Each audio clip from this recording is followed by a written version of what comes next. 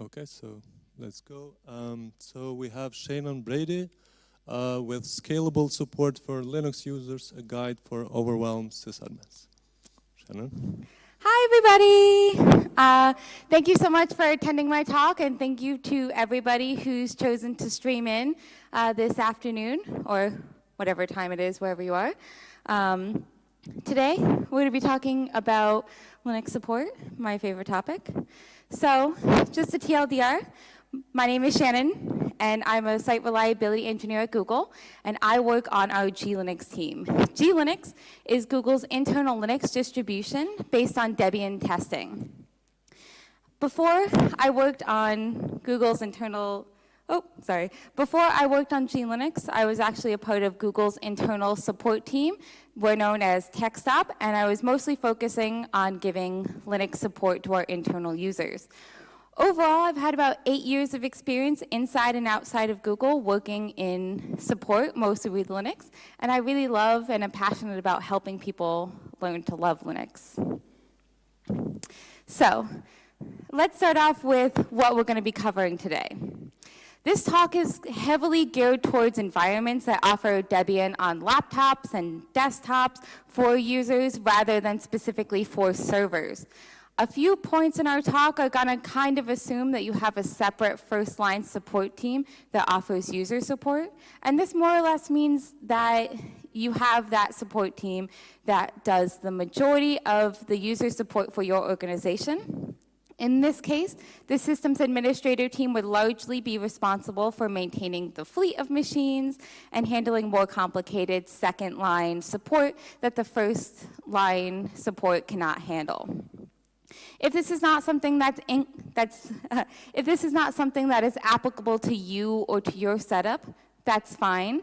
You can still use some of the info in this talk to better structure and limit the amount of end-user support that your team ends up doing.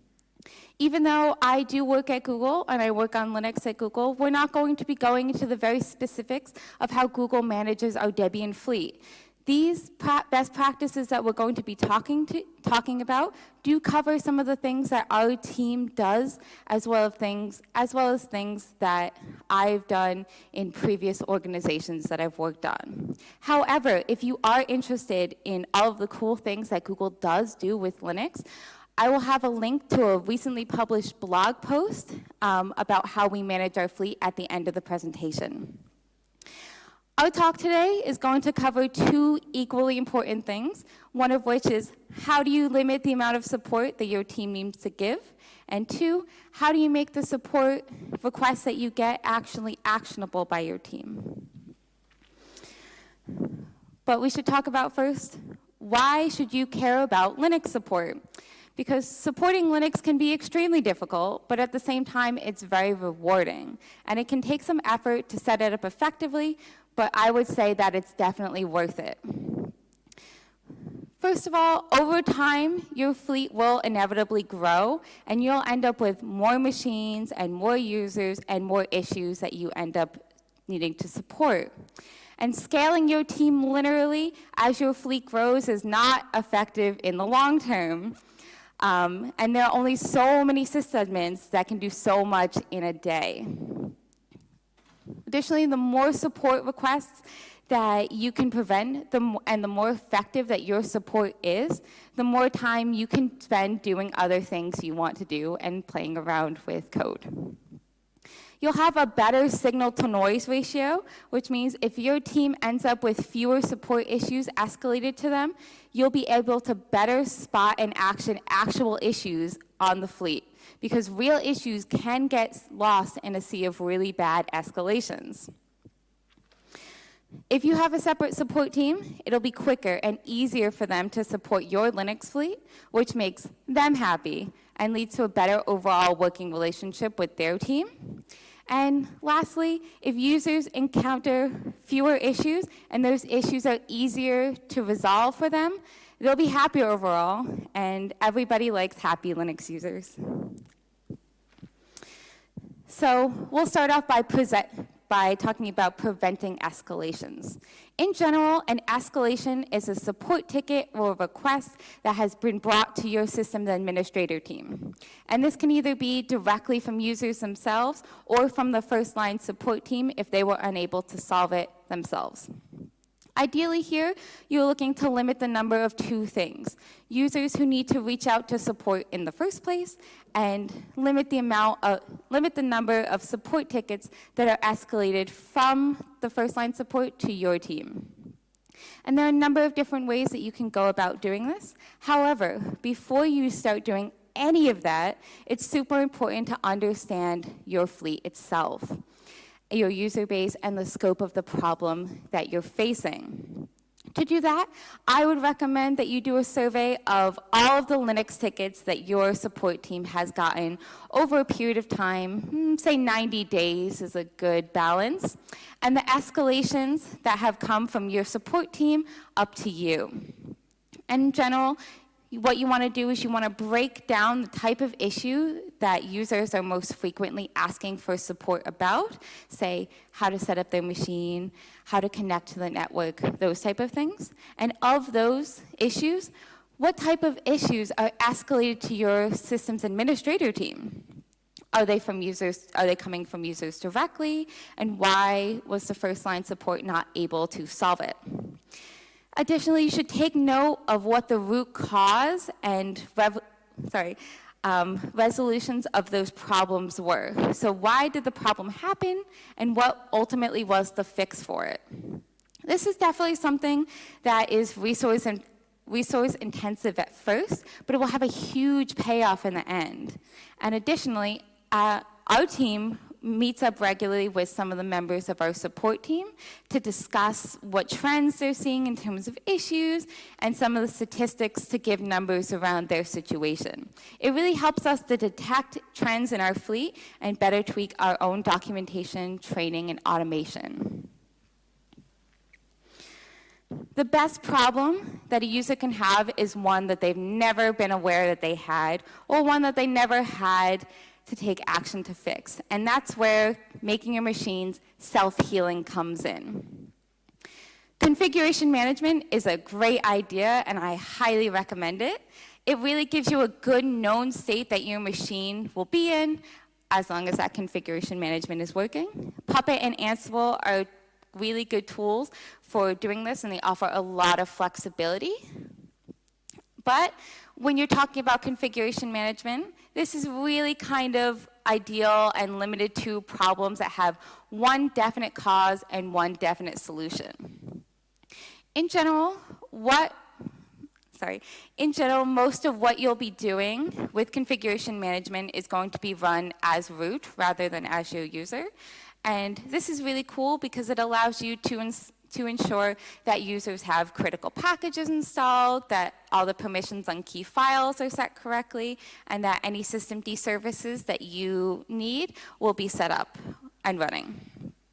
But sometimes you'll want to do something a little bit more complicated. And in this case, you can choose to have something like a fix me script that will automatically run a series of checks and fixes, and this can run in the user space rather than as root. While Puppet can execute commands as a specific user and affect a user's environment, you want this script to be more general, and you want it to be able to execute for any of the users on their machines, especially if they're multi-user machines. And this requires you to, if you're using Puppet, to define a custom resource and instead pass in an array of users rather than using the generic Puppet exec function, which is specific to one single user. A word of caution if you're doing this is that users can have all sorts of modifications to their machine and to their own environment that can be very difficult to predict. You can also have this fix me script run on a regular schedule, or if a specific condition is met. So say if your user's machine has failed to update successfully in the last 7 days. Some issues are a little bit too complicated for you to fix automatically, but they can still cause a significant amount of pain for your support team and for your users. If you routinely check a bunch of different things that are pain points and flag them, then your users and your support can take action on it without needing to do a whole bunch of additional troubleshooting. So we're going to use that data that we talked about before, that we gathered about fleet and the issues that you're seeing to determine what sorts of settings, variable, and software that you want to check on a machine. And you'll write a script that checks it. This can either be deployed via a cron job that runs routinely, or you can do this manually through a GUI element that users can easily interact with. If there are failures when the script runs, you want to alert the user. And this can be done simply by adding it to the message of the day, so they'll see it first thing when they SSH into the machine or open a terminal. Or if you have a GUI element that you're using for the users to interact with, you can make it visible there and show it to them that way. A good example of how to use this is, let's pretend that your users rely on a critical tool that's been developed by your team and it's written in Python.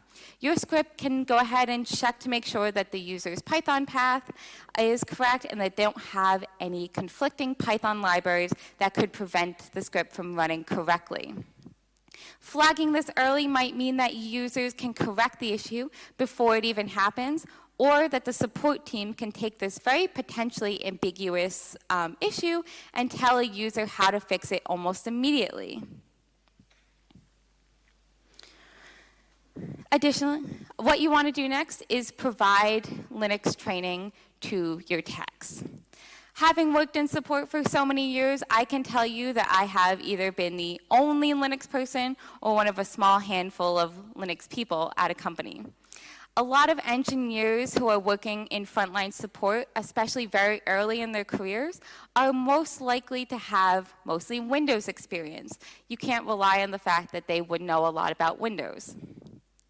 And centralizing all of the Linux knowledge in your support org to a single or to a very small group of people creates that single point of failure, and it creates a very unbalanced support experience for users, because one day they might find someone who knows a lot about Linux, the next day they might have somebody who's a Mac expert instead.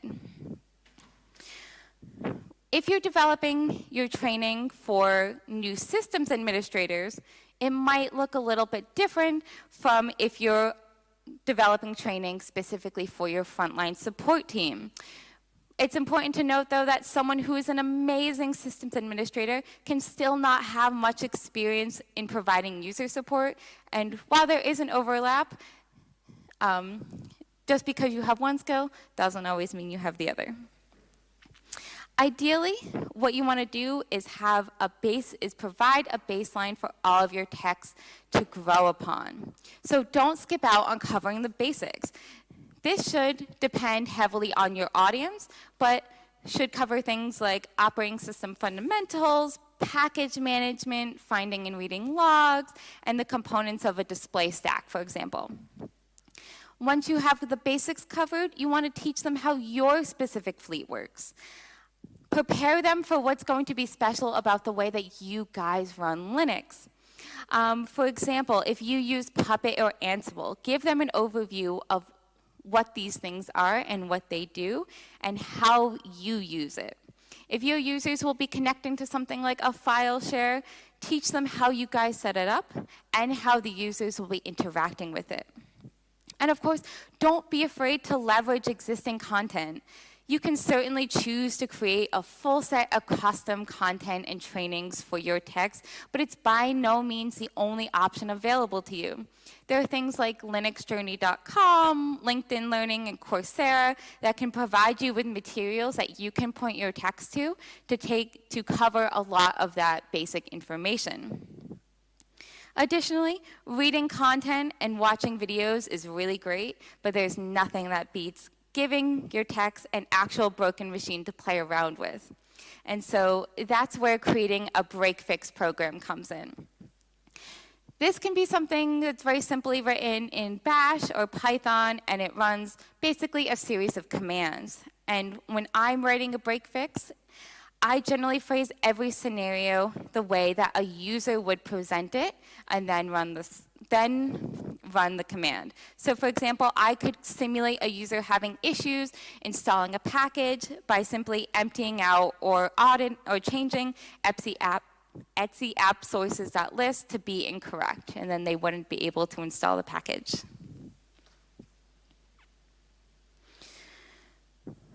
Documentation is critical for providing good support for Linux users. Well-written, easily accessible documentation can empower users to solve their own problems without the help of you or your support team.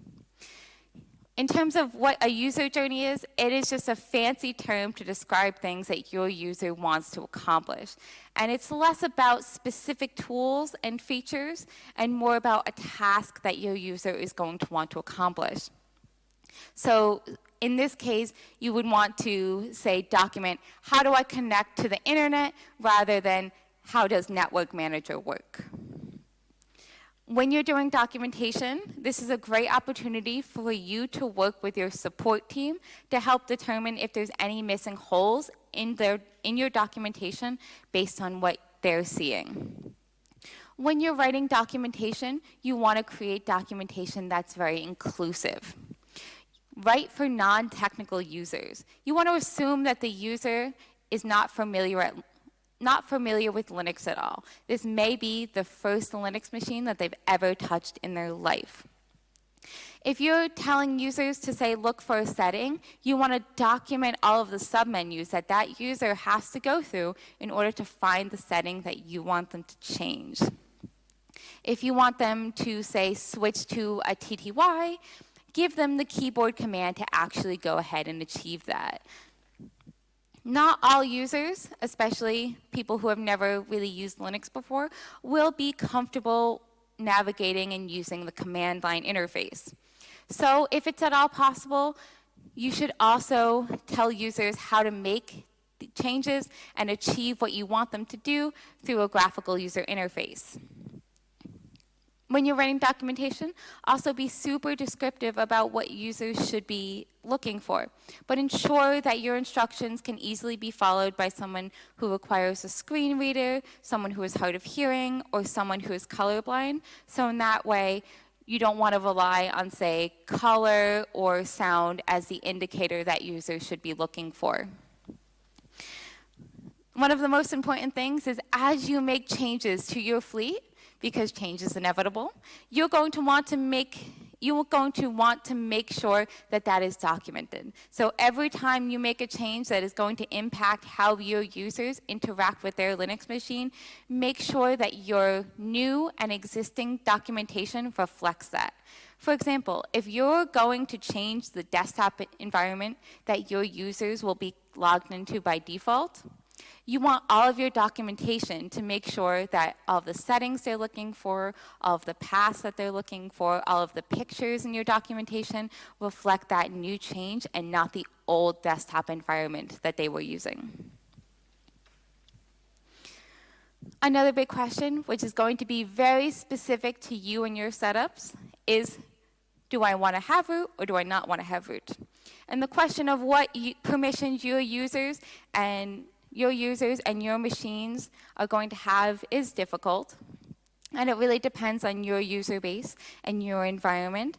And there are many places that choose to restrict all users from having root rights by default, but that comes with issues of its own.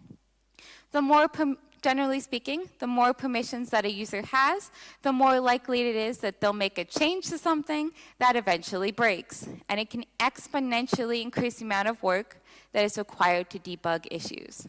And it is very much made more complicated by the fact that the consequence of the change isn't always immediately obvious. Back in the day, in one of my old support jobs, we once had a bunch of people approach the support desk with a very strange problem, that after a reboot, they were unable to use their mouse. It just didn't show up on the screen. There was no mouse. But the logs didn't specifically say that they had an error. It just kind of had this weird-looking xorg config input class that nobody really recognized. And so we had to go through and dig through the logs. And after a bunch of digging, we realized that all of the people who were affected by this issue had copied a natural scrolling Xroad configuration from Stack Overflow a number of years ago. And then it broke for no specific reason. But that took a lot of people power to debug, and it was only because we had a lot of careful log reading, a bit of luck, and some people who really knew Linux that led us to realize this was the root cause of the issue. And ultimately, if we didn't, a lot of these people would have had to just reimage their machines. But conversely, on the other hand, completely restricting root from your users can prevent them from doing their jobs. And this is where it comes in handy to really understand the different types of Linux users that you have on your fleet, and what commands, jobs, and processes that they need to use sudo for on a daily basis. It may be, for some of your use cases, it's just enough to add a few commands and jobs to the sudoers file so that they can run certain things as sudo without having to give them rights to everything. Otherwise, you might just decide to go with the cats not cattle philosophy, cattle not cats philosophy, and decide that having an effective backup and restore strategy is enough, and provision Linux machines to users as fast as they break them, rather than really restricting what users do with them. So now that we have discussed all the ways that you can essentially reduce the amount of escalations that you get, let's talk about how ensuring that what you get is actually something that you can deal with.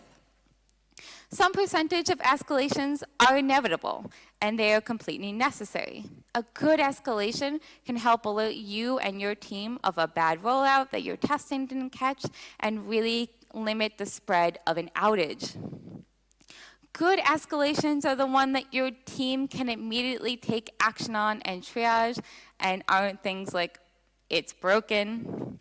But bad escalations are ones that you can't do anything with when you get them. Bad escalations are frustrating and a waste of time for everybody involved, including support and your users. And that is what we're looking to avoid to the greatest extent possible.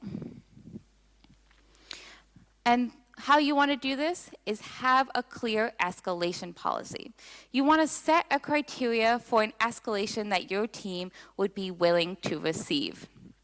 So, what is the minimum amount of information necessary for you to investigate an issue? Do you want to think about, do logs need to be included?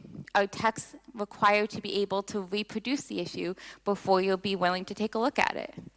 What kind of hardware, software, and accessories does your team actually support?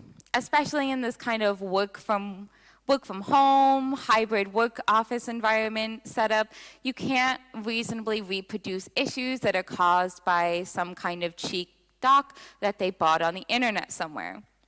And you can't really fully support every desktop environment and every configuration and every hardware that somebody might want to use.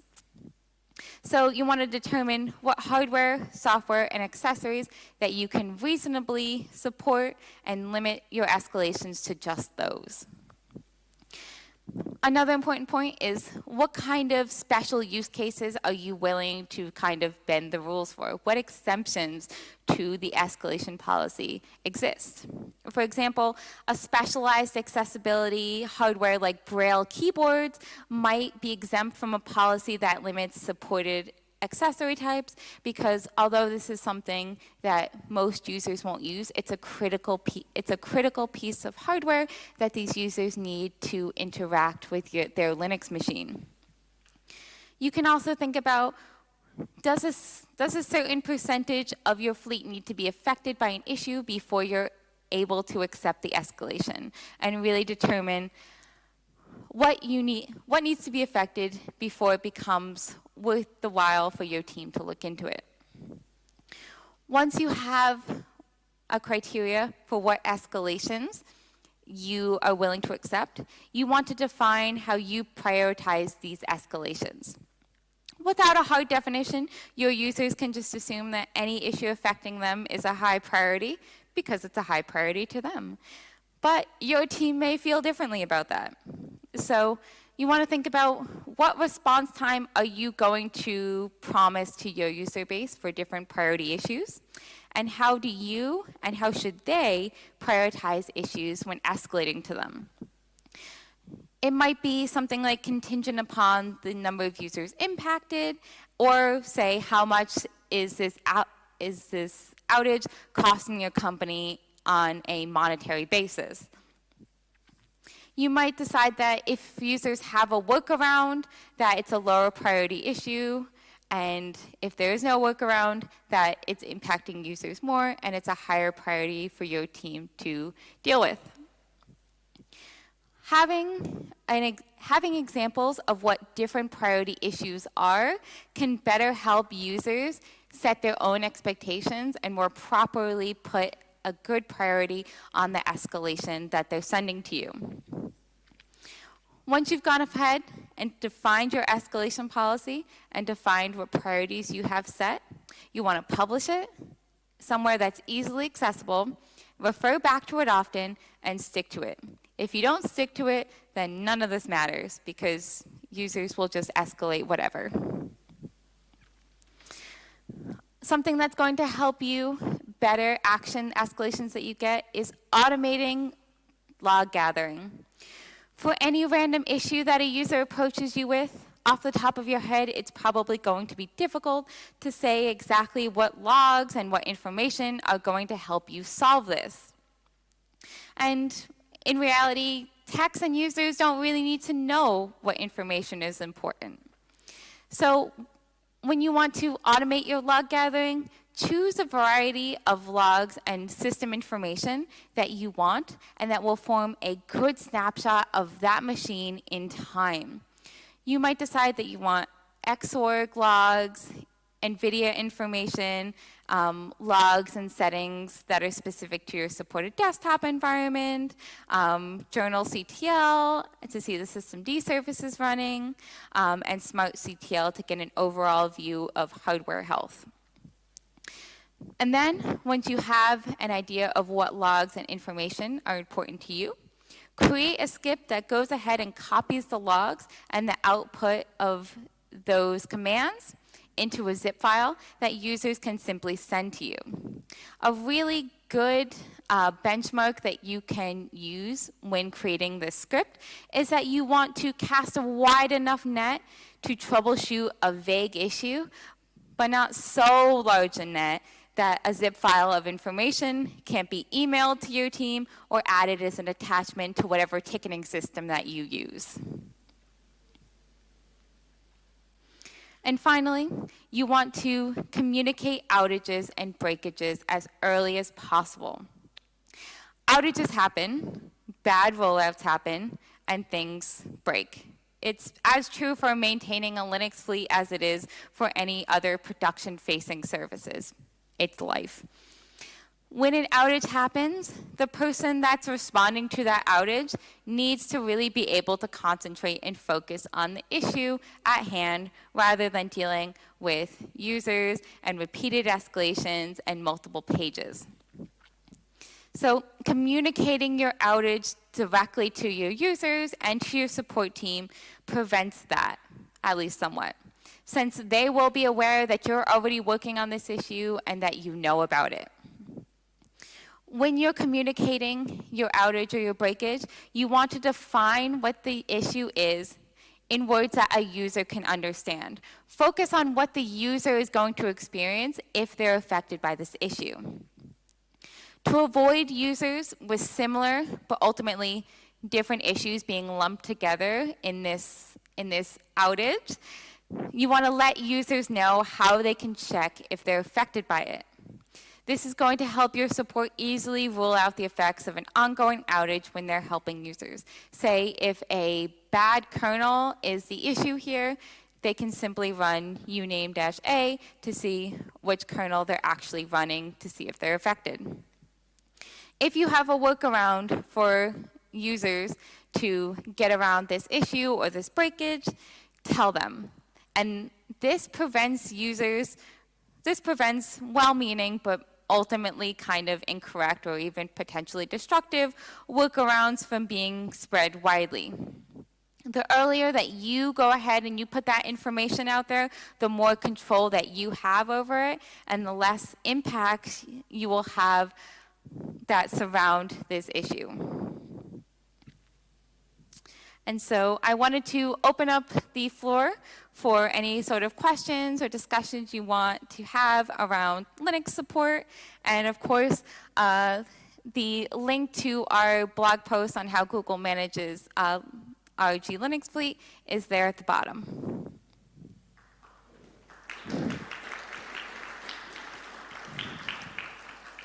Okay, thank you, Shannon. Any questions from the room?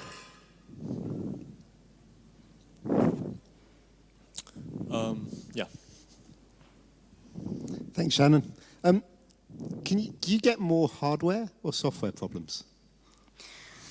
So it really depends. When we're releasing newer hardware does tend to come with a lot of related issues. There's always kind of teething issues when we release a new laptop into the fleet, but overall, like a year or two later, we'll have very few problems with it as Linux kind of releases more kernel patches and the hardware's been out longer for people to kind of tinker with. Software problems are always an ongoing issue. Because gLinux is a rolling release and we release on a regular basis, software is always updating, things are always changing, and so users will always see differences in packages, and it opens up to a number of software-related bugs. So we do see a healthy mix of both. But on the whole, across the fleet, I'd say we get more software-related bugs. Thank you. Welcome. Hi. Since you're basing off of Debian Testing, do you have a way to subscribe to new release critical bugs filed against testing to help you see problems? Of course. So we are made aware. So if there are any Debian security vulnerabilities or any CVEs that have been published, our team is immediately made aware of it, and we're able to take a look to see how many machines it's impacting and how bad the vulnerability is upstream, and we're able to use that information to determine how quickly we need to respond to this and to, if necessary, push a fix to the fleet outside of our normal release schedule.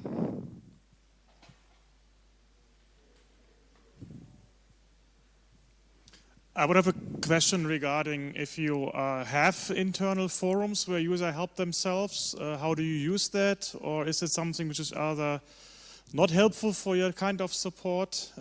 As we are also ramping up Linux at Siemens, we are heavily relying so far on user helping themselves to a certain degree. This still works. The number is growing now as well. So let's see how it evolves. So I'm very interested in your experience on that part. That's awesome. We actually do have a number of internal user forums that users can get help on or have discussions on. One of the best things is that we have a lot of community support. So we do have the supported configuration that the gLinux team manages and that we actively take bugs on, but nothing is stopping users from using anything outside of that in general. So say our fleet runs Genome, but we do have a number of people who love KDE or i3 or something, and while we as a gLinux team don't have the bandwidth to support everything that people want, the great thing is that there is community support in these forums where people can talk about, wow, I want to do this, or I'm seeing this issue in the new version of i3, and they're able to come together and talk about it, and we really provide links to these places and make it known to users that they can get help on these different sorts of issues on community support forums, so that even if users want to do something a little bit different that we can't help with, that we can still point them in the correct direction to achieve what they want. Questions? I have two quick ones. What course. percentage of your fleet is Linux? And why did you decide to go with testing? I don't really know. We have, I'm not sure. Do you know what percentage of our fleet is? I know that we have at least tens of thousands of laptops available and over 100,000 Linux desktops that we have. So Linux is a huge percentage of the fleet. We do have significant populations of Mac and Windows users, but Linux is a big chunk of what people are running on a day-to-day basis at Google. And so we originally had Ubuntu, which was based on Ubuntu long-term support, but we did switch to Debian Testing to kind of get a rolling operating system. We discussed that in our blog post about how we went about making that change. In general, it's a lot easier for us to kind of release packages slowly and do upgrades on a week-to-week, month-to-month basis, rather than all at the same time every couple of years upgrading the fleet to a major new distribution. So it really kind of distributes that work more evenly for us and is a lot less of a hassle for our users. Okay, thank you. Any other questions? Okay, great. Thank you very much, Shannon. Awesome. Well, it was such a pleasure talking to you. And if you guys have anything that you would like to talk about Linux support-wise, you can find me. I'll be around for the rest of the week. And thank you.